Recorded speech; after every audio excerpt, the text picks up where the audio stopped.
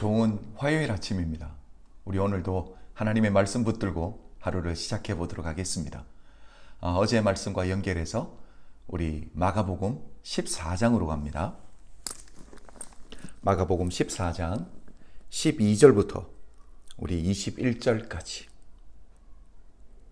무교절의 첫날 곧 6월절 양 잡는 날에 제자들이 예수께 여짜오되 우리가 어디로 가서 선생님께서 6월절 음식을 잡수시게 준비하기를 원하시나이까 하매 예수께서 제자 중에 둘을 보내시며 이르시되 성내로 들어가라.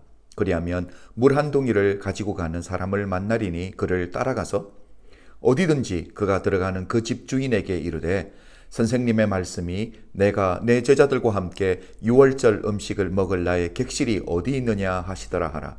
그리하면 자리를 펴고 준비한 큰 다락방을 보이니 거기서 우리를 위하여 준비하라 하시니 제자들이 나가 성내로 들어가서 예수께서 하시던 말씀대로 만나 6월절 음식을 준비하니라.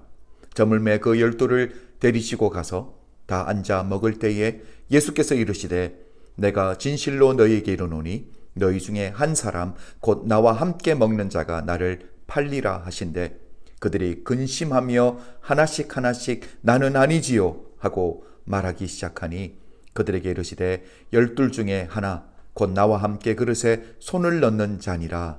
인자는 자기에 대하여 기록된 대로 가거니와 인자를 파는 그 사람에게는 화가 있으리로다. 그 사람은 차라리 나지 아니하였더라면 자기에게 좋을 뻔하였느니라 하시니라. 아멘. 어려운 자리들이 있습니다. 그렇죠. 저는 어려운 자리를 생각하면 상견례 자리가 생각이 나는데 좀 긴장되고 쉽지 않은 자리죠. 그런데 이렇게 어려운 자리, 긴장된 자리에서 뭘 하냐면 식사를 꼭 같이 합니다. 뭘 먹었는지, 어떻게 먹었는지도 기억나지 않는데 그런 긴장되고 어려운 자리에서 식사를 한다. 이게 어떤 의미일까요? 그렇죠. 우리 인간관계에 있어서 함께 식사를 나눈다라는 것 너무너무 중요하다라는 거죠. 오늘 본문 말씀이 바로 그 부분입니다. 우리 예수님이 제자들과 함께 최후의 만찬이라고 우리는 이 본문을 알고 있죠.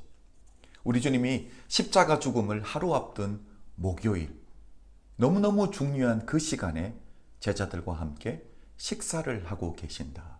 여러분, 이게 어떤 의미입니까?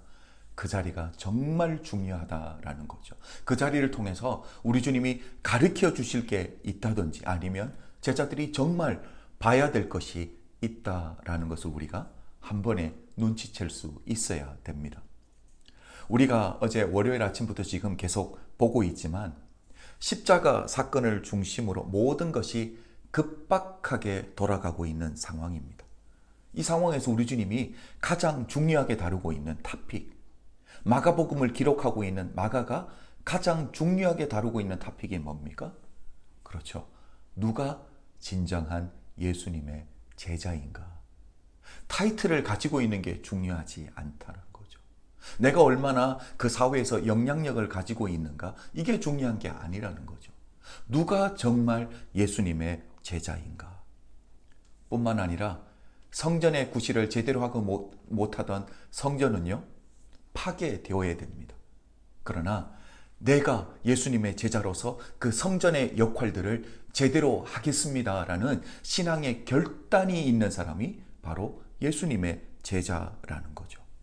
문제는 예수님의 제자들은요, 하나같이 실패했습니다. 타이틀과 유명세가 중요한 게 아니라는 거죠.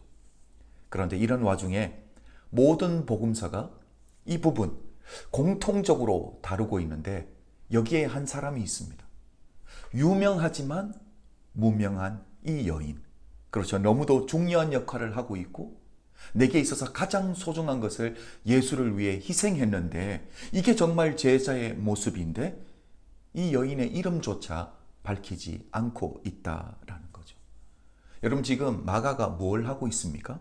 마가는 극적인 대비 효과를 통해서 누가 정말 예수의 제자인가? 정말 예수의 제자라면 어떤 삶을 살아야 되는가? 이 부분을 우리에게 도전해주고 있다라는 사실입니다. 여러분, 공간복음이라는 말을 들어보셨죠? 사복음서에서 공간복음이 있습니다. 마태, 마가, 누가, 이 세 복음서를 공간복음이라고 합니다. 그러니까 같은 관점에서 이 세 가지 책을 기록했다라는 거예요. 그런데 요한복음은요, 우리가 여기서 할 수 있지만 요한복음은 다른 각도에서 새로운 구조로 글을 썼다라는 거죠. 여러분, 요한복음에서는 바로 이 이야기 이후에 세족식을 다루고 있습니다. 자, 이 부분을 통해서 요한이 정말 이야기하고 싶은 부분이 뭘까요? 예수를 닮은 제자가 누구인가? 이걸 이야기하고 싶은 거죠. 마가복음 10장 45절을 보면 우리 주님이 오신 이유를 이렇게 말합니다.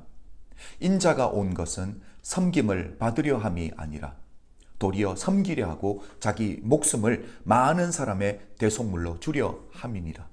여러분, 예수님의 오신 목적이 뭐예요? 섬기려 왔는데 어떻게 섬긴다고요? 그렇죠. 자기 목숨으로 제자들을 섬기기 위해 오셨다라고 이야기를 합니다.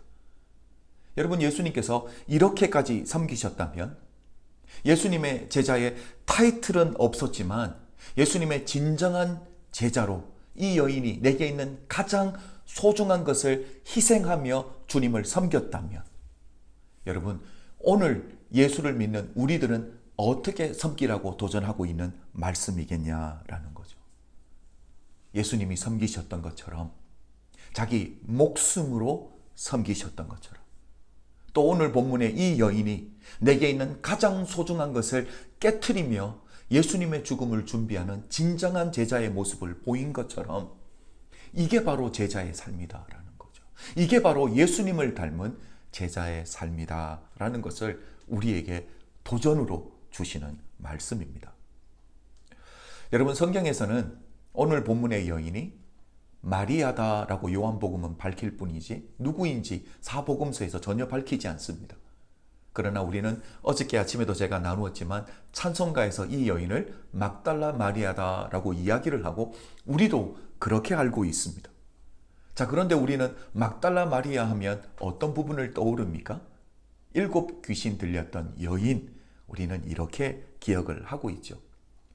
어제도 제가 나누었지만 고급 정보가 있습니다. 예수님의 부활을 처음 목격했던 사람, 예수님의 제자들에게 예수님의 부활 사실을 알렸던 그분 뿐만 아니라 예수님에게 기름을 부음으로 말미암아 예수님이 이 땅에 메시아로 오셨다라는 사실을 만방에 알리는 진정한 제사장의 역할을 감당했던 분이 이 여인인데, 여러분, 이렇게 소중한 역할을 감당해내는 이 여인, 이 부분을 우리는 기억하지 않고 7 귀신 들린 여인이다 라고 기억을 합니다. 여러분, 성경에서는 7이라는 숫자를 아주 긍정적으로 사용합니다. 완전수이죠. 7 교회, 7 지사, 7번씩 1원번씩 용서하라. 그런데 막달라 마리아에게서만 이 7이라는 숫자가 부정적으로 사용되었습니다. 그래서 이걸 신학자들 중에서 좀 다르게 해석하는 분들이 있습니다. 막달라 마리아가 가지고 있을 수 있는 7가지 컴플렉스. 7은 완전수이니까 정말 이 여인이 가지고 있는 상처 또는 컴플렉스로 해석하는 분들이 있어요. 그래서 세상에 어떤 이 사이콜로지스트는 막달라 마리아를 배경으로 7가지 컴플렉스라는 글을 쓰기도 했습니다. 그래서 그 중에 이 7가지가 뭐냐면 착한 여자 컴플렉스, 신데렐라 컴플렉스, 성 컴플렉스, 외모 컴플렉스, 지적 컴플렉스, 맏딸 컴플렉스, 슈퍼워먼 컴플렉스, 이런 컴플렉스들이 있는데, 여러분, 그 당시 이 막달라라는 지역은 갈릴리 주변에서 상권이 발달한 도시입니다. 그러니까 돈이 많은 캐시플로우가 좋은 도시였어요. 그러니까 로마가 이스라엘을 지배하면서 이 도시를 이 힘으로 컨트롤하려고 얼마나 노력을 했겠냐라는 거예요. 그래서 힘을 사용해서 이스라엘 백성들을 많이 힘들게 했던 그 지역의 특성인데, 많은 사람들을 불에 태워 죽이기까지 했다라는 글들이 있습니다. 여러분, 막달라 마리아의 가족이 이 당시에 이 막달라라는 도시에서 아마도 가족이, 사랑하는 가족이 이렇게 로마 사람들에 의해 죽임을 당한 것이 아닐까. 그래서 막달라 마리아가 가지고 있는 트라우마, 사랑하는 가족이 자기 눈앞에서 죽었다면 얼마나 그게 큰 아픔, 상처로 남았겠냐라는 거예요. 성경에서는 일반적으로 한 사람을 소개할 때 아버지 이름을 소개하면서 소개합니다. 그러나 막달라 마리아는 이름만, 자기만을 소개하는 걸 보면 아버지가 일찍 죽으셨던 것 같아요. 그래서 이 컴플렉스가 바로 막달라 마리아가 가지고 있는 아픔이라고 해석을 합니다. 가족이 없는 아픔. 여러분, 그런데 우리 주님이 뭐라고 말씀을 전하십니까? 누가 내 형제인가? 누가 내 부모인가? 말씀에 순종하는 자가 내 가족이다 라는 이 말씀이 막달라 마리아 가슴에 박힌 거예요. 여러분, 그러니까 그 막달라 마리아는 주님이 내 가족인 거예요.